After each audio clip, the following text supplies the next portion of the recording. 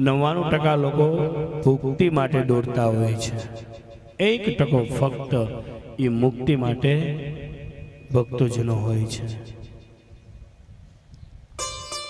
ભાવાનુસારે ભાવ હોય એવું ફલદાયી માં ભગવતી ગંગાજી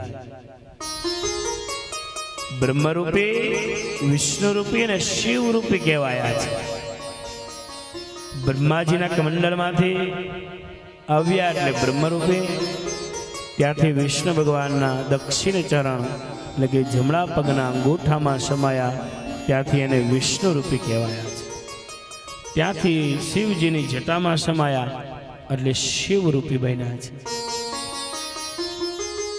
બ્રહ્મરૂપી, વિષ્ણુરૂપી અને શિવરૂપી માં ભગવતી ગંગા.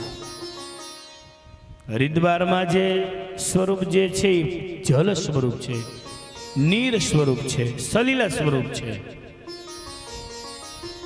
અને અહીંયા જે સ્વરૂપ જે છે એ શબ્દ સ્વરૂપ છે.